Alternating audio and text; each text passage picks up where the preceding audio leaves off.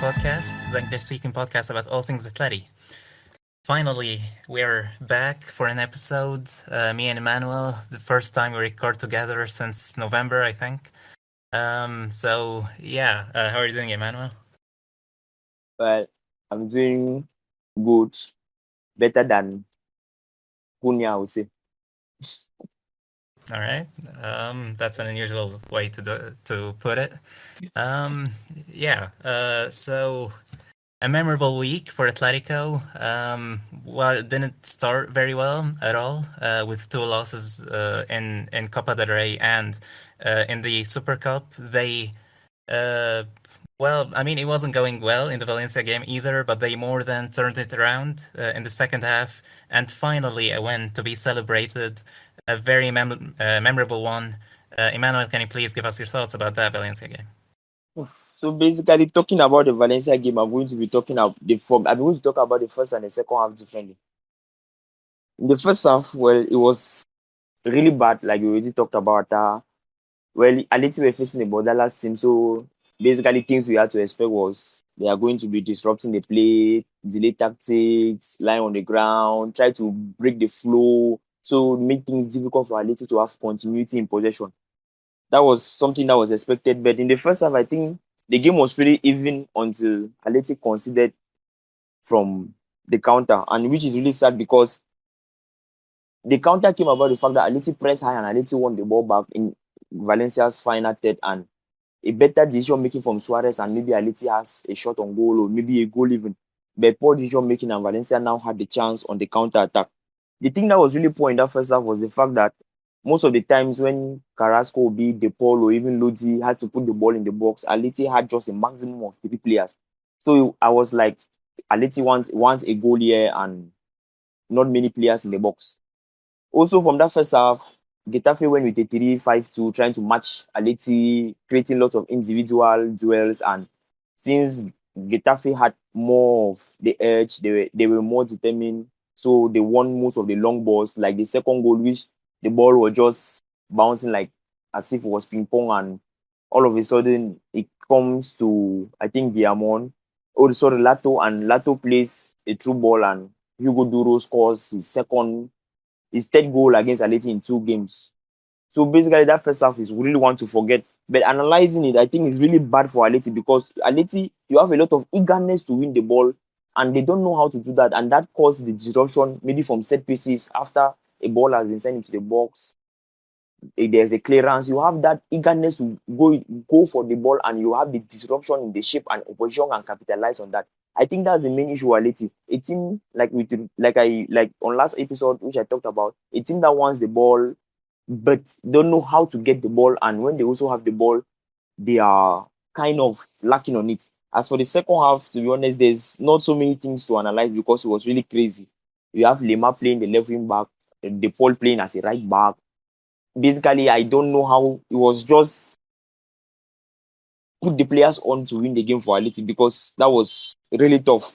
And thank God for Cunha's mentality, which affected the whole team, and were able to get 3 goals and, like you said, a memorable comeback. And to be honest, in that game, well, Koke was lucky not to be sent off in the first half for his challenge, because that was when Atleti were 1-0 down, and all of a sudden Atleti won the ball and so many players died. I mean, even him, Koke, the captain, he loses his cool, which says a lot about Atleti's current situation at the moment. And also, I think, and Valencia were also lucky for Hugo. I think Guillermo's foul on Felipe and a penalty not for Atleti. But to be honest, we were really poor in the first half, and our build-up play, we were still caught up between two ideas. And also, as for Felix, I think he had an okay game, but what I would suggest is that Felix is basically the most foul player in Europe. So I think we can make use of that in our advantage. That is maybe making him receive the ball more in the final third. I think opposition teams fouling him there gives a little free kicks from better opportunities to score goals or even penalties. We can make good use of that. All right.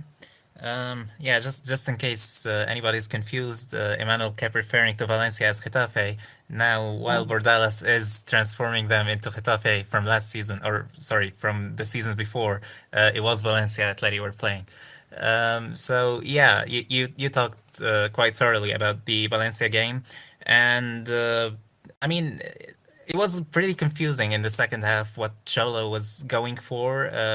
Like you said, Lemar playing as a left back, De Paul more of a right midfielder on the wing, and then the substitutions came, and João Felix controversially out. Felipe comes in for him.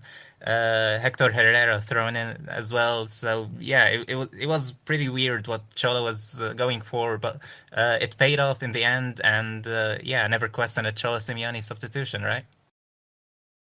Definitely. And to be honest, I just tweeted Cholo stop and I put an emoji, a sack emoji, and all of a sudden after that, it's like everything just changed. Well, I think that is Felipe Stop is among there with the Lorente one, to be honest. In which is, I think there's a saying now, only Cholo will stop in a defender for an attacking player and they go on to win the game. Very well. So this definitely, hopefully, I would say, changes things for Atleti, at least from a mental point of view. So, like you said, it was the players looked very frustrated in the first half. More defensive mistakes. I would say Hermoso. In the first goal, misjudged the run of Guedes and allowed him a lot of free space. And again, in the for the second goal, misjudged the clearance, mishit it, and then a just a nightmare from the defense in general to allow the ball to get to Hugo who was one on one with Oblak. So those, I mean, those defensive mistakes don't look like they're gonna go away unless Savage and Jimenez come back fit for a measurable amount of time. But mentally, it felt like the team just got a sigh of relief in that second half. And like you said, Cunha and plenty of other players in the last minutes, you actually you actually could see something different that we couldn't see in previous games. They didn't look relaxed. They didn't give up on the scoreline. They kept pushing and pushing, and they were obviously rewarded for that show of bravery they showed. Do you think this could be a turning point for Atleti season? Well, at that, before answering a question, I think going back to the goals Aleti considered is I think Emoso is not just to blame. He's not the only one. Like you talk about defensive mistake. For the first goal, I think Vashariko could have maybe block the interior and force Musa out wide so he can deliver a cross. And for the second goal, it was a coming together between Emuso and Jimenez for the clearance and so many other things. The defensive errors are not really going away. And coming back now to the question, I think, to be honest, Atleti needed this victory because the second half showed Atleti's psychological superiority over Valencia. Because you can look at that first half, you saw a team who are afraid to concede the counter attack, and as such, they are playing it safe. Like I complained about not having enough players in the box. But in the second half, it's like they had nothing to lose. They went for it. A team who they take a lot of risks, but are cautious to minimize the threat the opposition possesses on the counter attack. Basically, in that second half, I would say Atleti's defensive line was almost at the midfield, and I think if you look at Felipe, most of his touches were in the Valencia half. So playing like that in that way, I think that is the way Atleti need to play in order to get results. And this Valencia game showed Cholo how the team needs to play. And to be honest, it's how can I say it's like in this game, the second half of that game was like an injection of how would I call it? I would just say an injection of being tough or bringing back the old Atleti, never die attitude, being brave. Because notice the old Cholos team of Gabi, Godin, they were brave enough off the ball, but this team is not doing that, but they have to be brave on it. And we saw that in the second half against Getafe. I think this game, that second half was much needed for the fans. I think we saw there were some videos online about some fans going home early because, to be honest, it's really tough. But I think that was really needed. The one that wasn't full was about 44,000. No, So I think that game was not just for the players, but also for the fans to reassure them that this team is talented enough to win games, give us joy. And also, I hope that that performance in the second half leaves a lasting impression on Cholo because, to be honest, despite the fact the team has been doing down and there have been a lot of mistakes, he has also been at fault for holding the team a little bit back, to be honest, with his tactics. Right. Just coming back to what you said about Hermoso, I mean, I wasn't putting the blame fully on him. I just happened to give an example. Yes, Vershatica could have done better at closing the space for Yunus Musa, and I mean, I'm not too sure about this one, but I think Oblak could have done a bit better as well, as he was beaten at the near post. But you know, I'm not fully sure about this one. But as for what you said about the style of play, I do think like Simeone did try quite a few times to play like this, but he was in this match in particular. He was helped by Valencia's willingness to just sit back and absorb the pressure. As for other times, it felt like every time he tried to go with these tactics, he was almost always punished with counterattacks. And you know, just this just comes back to the issue with the defensive mistakes, and there's, I mean, the defense haven't been like reliable enough to give Cholo the peace of mind in order to play like this every game. Well, to be honest, that's true. But to be honest, the defense isn't also reliable to sit deep and play in a low block. So I don't, and to be honest, there's no benefit in sitting deep and playing a low block because at the end of the day, we concede goals and we face a lot of difficulties, adversity of the pitch in counter attacks. So I don't know, but I'm really disappointed in Cholo's decision making in most of the games. He got it right against Valencia and proved me wrong. And he has proved me wrong so many times. But to be honest, I was going to like vent out what I have within. It is really shocking at the way we approach games. Against Real Sociedad, it was really a horror show. Against Athletic Club, the same. I think Oblak said the same thing. We have to, the way the team is now, to be honest, we have a lot of talent to outscore opponent at the moment because sitting deep and contain your position is not going. Against Villarreal in the first half, it could be 4 or 5 minutes down. But at the end of the day, I don't understand the magic that happened. But luckily, we came out with a point from La Ceramica. So the current this team is not built, or the current players are not good enough to play in a low block and counter attacking. Yes, we have Cunha, we can use him for as an outlet with Carrasco and the rest, but it is not going. So I know there's top four. I think I asked the same question to Lou, which I'm going to ask to you now. There's top four on the line. So we need to prioritize the results, but which way is the best way? Do you think we need to prioritize job? Because we need a constant style of leader that's going to give us victories. Because at the moment, what happens against Valencia in the second half is memorable and is really good, but that is not a sustainable way to we have to achieve results because it will not last. Because at the moment we play against, I think we play a tougher, a better side, say Sevilla, and there are 2 goals up against us. We know that's never happened. Well, I mean, it's tough because, like I said, I mean, it hasn't been clear what players are the most reliable because there have been problems with the consistency of most players, really. So I would think, like you said, I mean, the best would be to try and play like against Valencia in the second half, but that will be, I mean, it will be dependent on more players stepping up, maybe Kondogbia returning from injury and playing with more consistency, maybe a new signing. The winter transfer market hasn't closed yet, so yeah, I do think it will depend on this. I can't really say we can just pick one tactic and go for it for all matches. But would this be the way forward? I would think I would say yes. Like going with something similar at least to what we saw in the second half. I mean, I hopefully the players do back it up. And I believe Cholo will find the best tactics to go for the players he has. Well, in Cholo we trust, as we always say. Hopefully, like we said, he finds the best way because I'm just going to say this.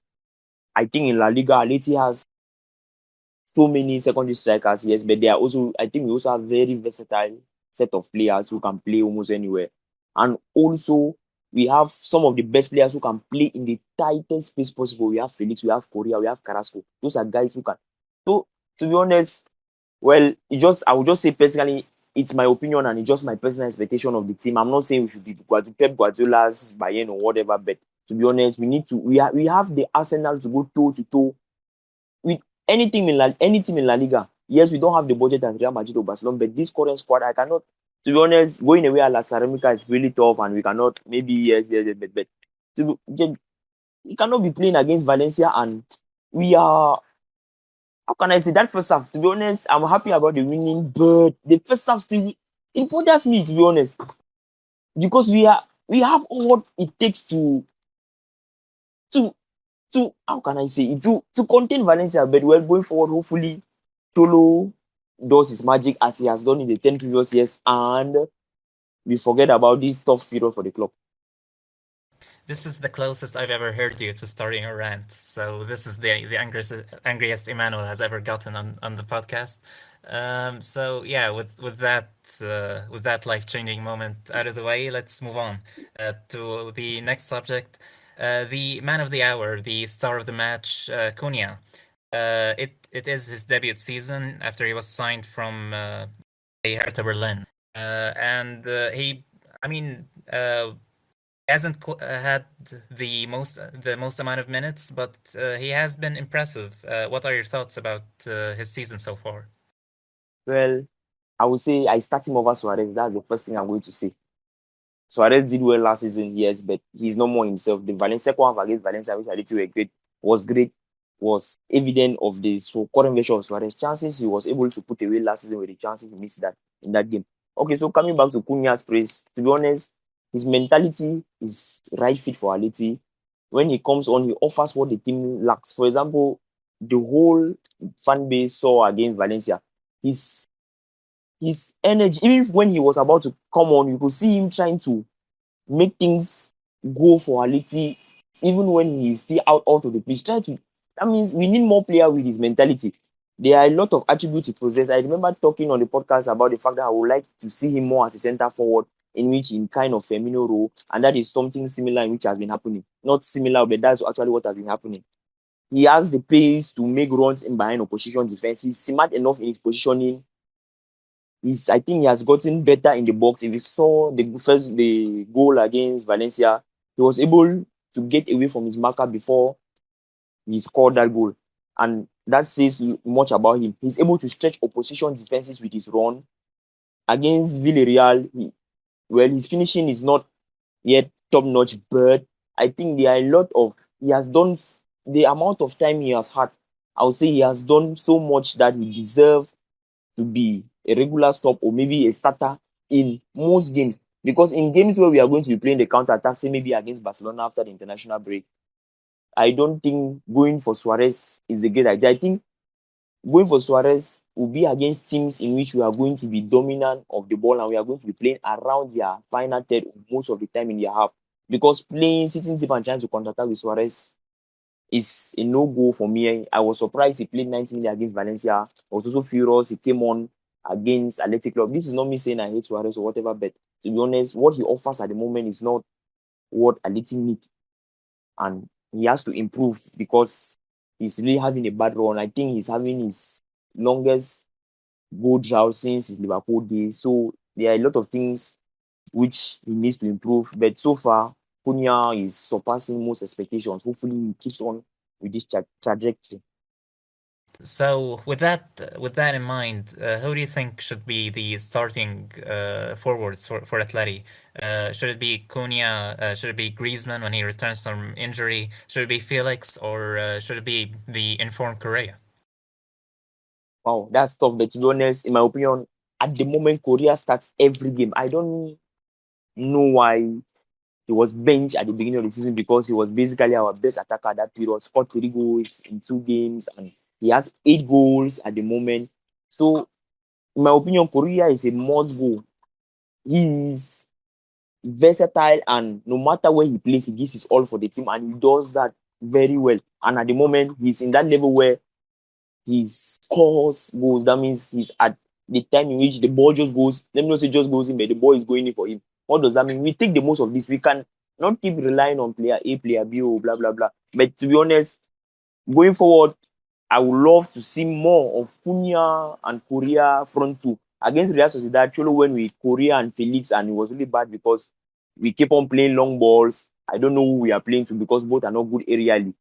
So Korea is a must for me. Cunha is doing great, and I would like to see him start.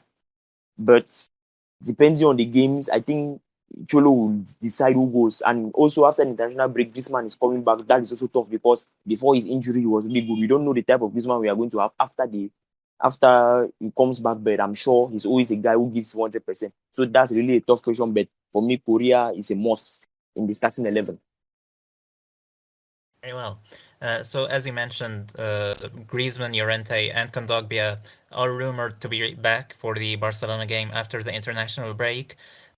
So I mean, it comes in a weird moment for Atleti, since it came after quite a few disappointing matches, but then after the Valencia game, which I mean, hopefully will breathe fire back into the souls of the players. So the time of this international break, do you think it'll be good for the Atletico team, or is it not the greatest timing for it? Well, to be honest, it depends how you look at it. But in my opinion, like you asked, it is a great time for Atleti, given we go, we have the international break at a time where we have positivity around the club and not negativity. That gives Cholo time to work on the things he needs to do because I think the players have lots of energy at the moment. So it is, I would say, in a very perfect time. After the break, we recover some players who are going to come and players who are mentality monsters. I would say Lorente, I love his mentality. Griezmann is just so it is very good time for the break. I know maybe we'll say, but Atleti will continue with this energy. No, I think we take a break. Cholo analyzes what needs to improve, and I hope he looks at the Rayo game, looks at the Copa del Rey games, and see the good things. Look at the Real Sociedad games and adjust all of these things because at the moment, Atleti are finding difficulties in beating their direct rivals. So he needs to go back to the drawing board, check some things, and hopefully for us, well, this is me being selfish. Many of our players should not be called up so that they can work together and the rest.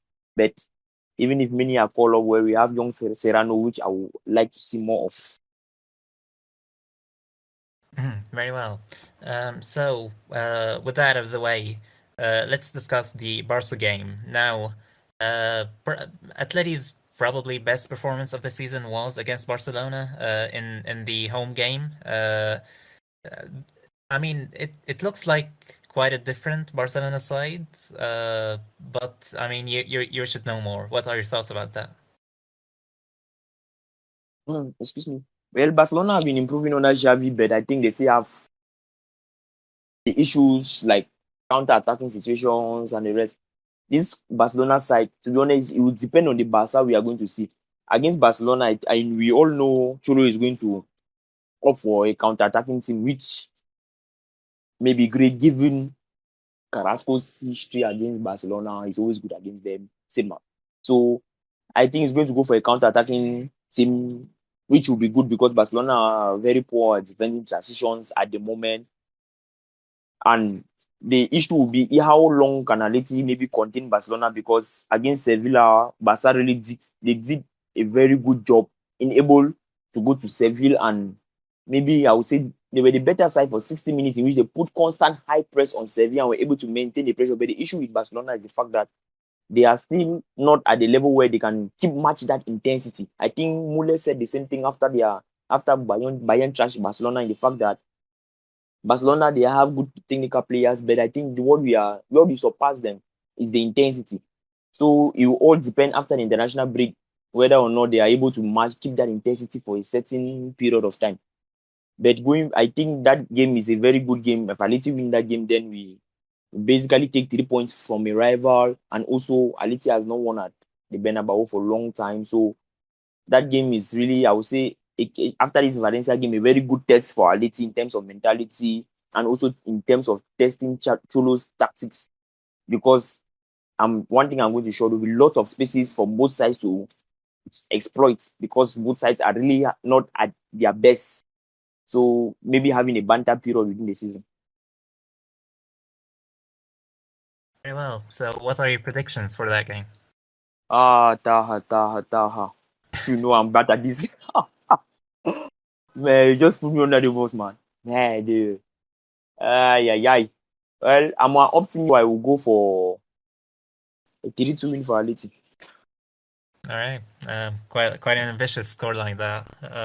I mean, we haven't really seen any low scoring Atleti matches in a while. Quite uncharacteristic from us, but yeah, let's hope for a win. I won't say much Well, further. So.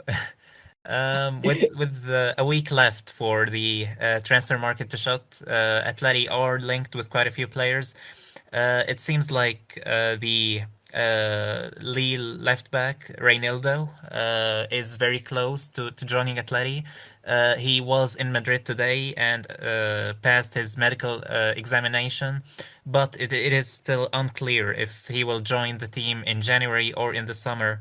If he does join if Atleti reach a deal with Lille right now, he will join in January. If not, he will join as a free agent in the summer.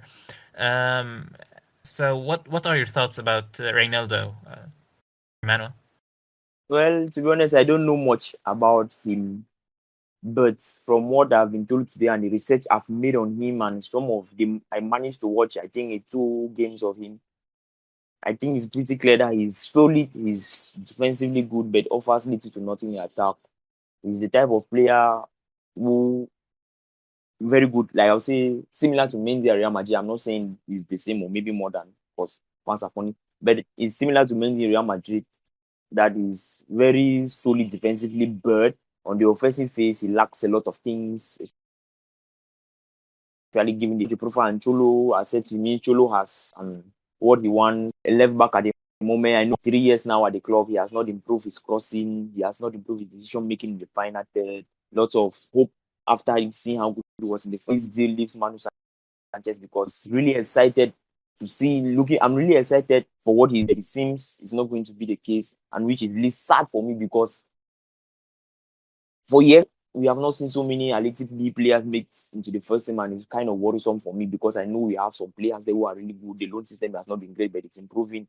Well, let's just see. But my thoughts are, I'm not a fan of the deal, but looking at his profile, he looks to be a good player. Like I already said, solid defensively. I mean, looking at the numbers, he looks like an incredible player defensively, and I have heard this from quite a few followers of Lille as well. He is an absolute monster defensively, but offensively, he doesn't seem to add much. So if the idea is to use him as a left back and free up Carrasco and return to a 4-4-2 formation, then he would be a very useful signing. And I would hope that Atleti get the job done and get him in January, since Carrasco, closer to the box, is one of Atleti's best creators. So yeah, I am a fan of this deal right now as things stand. And he would be cheap as well. I mean, either for free in the summer, but the figure that's being talked about right now is close to 2 million to 3 million euros. So yeah, a low risk deal. And as for what you said about Manu Sanchez, I'm not sure if he's ready to be a starter in the first team yet. I mean, he has looked promising quite a few times this season, but he has been benched recently, and it looks like he regressed a bit. So he is still young, obviously, and has room for improvement. I am still not sure if he has the quality to be the certified starter in the team. And either way, Reynaldo for that price would be a very good backup option. So I mean, a low risk, high reward kind of deal for me, and yeah, I would be supportive of it if it happens in January. Another player that's being talked about is Vas from Valencia, a very versatile player, can play as a right back, can play as a midfielder, which is where Bordalas has been playing him this season. Quite a useful player to have. What are your thoughts about him? Well, Vaz is also another, like you say, low risks, high reward signing, but I'm not also a fan of it. I know Cholo like versatile players and the rest, but well, I think the fullback market is quite scarce at the moment, which makes Atleti's option limited. And seeing such players who are good, I will not say top class good, it's a great deal to say take. But well, I don't. To be honest, I was speechless for a second there because I've just been thinking about the deal even before we recorded the podcast since I let you a link to him. And well, he's a midfielder. That means technically there are certain of advantages that comes with giving that his vision obviously will be great. You will going to technically be better in the build-up phase than say Vachalico or Lorente. He will be more composed on the ball and his crosses into the ball are great.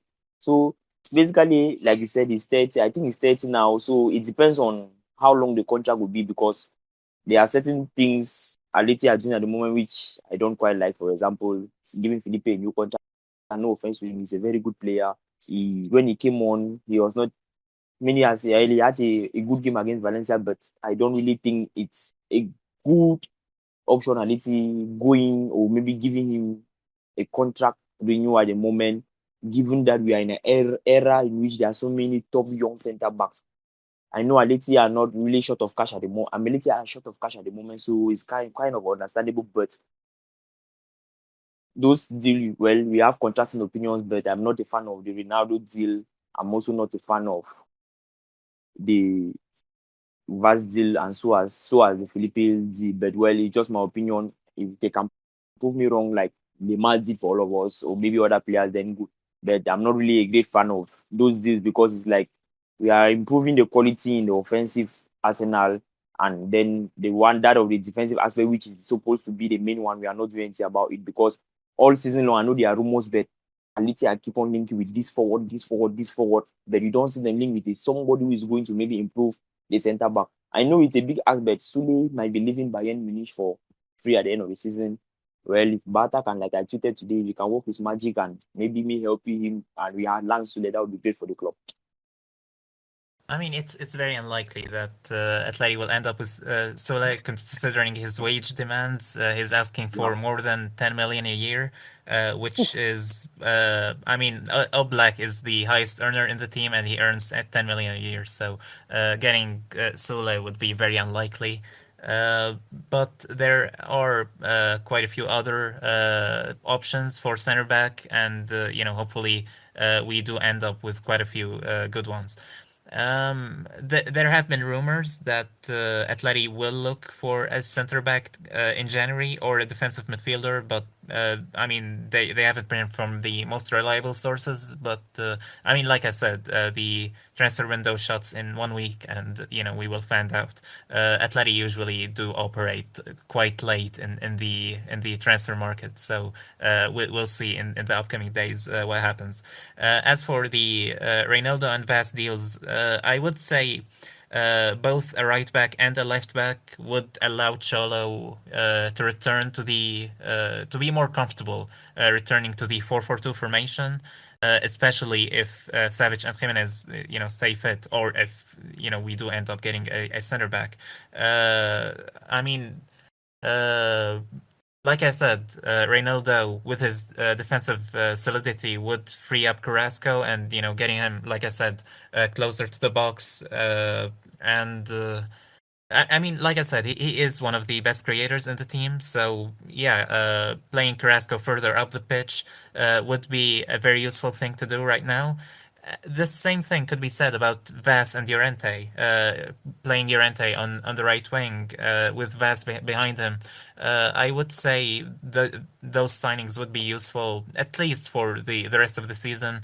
Considering their ages, Vas is Ronaldo is 28, Vas is 32. So hopefully, Atleti don't offer them, a very long contracts. But I guess we'll see. In the short term, I would say, at least for the rest of the season, they would be very useful players. Yeah. Would you like to add Well, anything? as yes, I think you just talked about long term. I think I like what I read today. Ronaldo is a 4 year contract. That's to 2026. And as of us, I'm not thinking he's going to just sign to the end of the season. And I'm at 32. I'm thinking it depends on what the club gives him, but I'm not thinking it's going to be 1 year contract. So the issue, I'm not really a fan of these deals because to be honest, deals like this are great for the short term, but to be honest, it limits. Well, it depends on the club's model because it seems for years now the club's model is going for players low risks and maybe short terms, given that Atleti doesn't have the financial to compete with bigger teams. But that, to be honest, it seems at the moment that is not really good for the team because of it. To be honest, it I keep on saying it limits Atleti's those players in the academy their option to make it at the first team. I know you keep on saying he's not. I think that is the excuse many fans have been using. Well, he's not a first team level. He's not a first team level. When is he going to be a first team level player? Never isn't going to never be. I think Cholo gave chances to Olivier Torres, which isn't that was fair enough. But there are all so many other players in the academy which they are not even giving chances to. So I don't get to be honest. He's not if he's not going to get a chance. I'm not saying let's see maybe Barcelona has superior technical players than academy players and Real Madrid yes. But look at the likes of Gavi. I think when you're in a moment of a crisis, I was expecting to see more of Serrano, but well, Cholo knows best. So let's just wait and see. Hopefully things can change going forward concerning the beating players. Very well. So that's everything for today's episode. Emmanuel, thank you so much for joining me. Well, it was great having you back at so hopefully we enjoy the break. Aleti made us smile and hopefully they can come back and we finally win at the Camp Nou for I don't know, is it how many years? So hopefully next time at Thank you very much. I'm not sure I will be available for the upcoming month since I do have college exams, and that is the reason I was gone for the last period. I will be continuing them in the upcoming month, but I will do my best to be back on more episodes. So yeah, I mean, it is quite fun to do them, and hopefully you do enjoy them. So thank you so much for sticking with us for today's episode as well. Remember, nunca dejes de creer. The Valencia game showed it best, and yeah, see you in the next episode.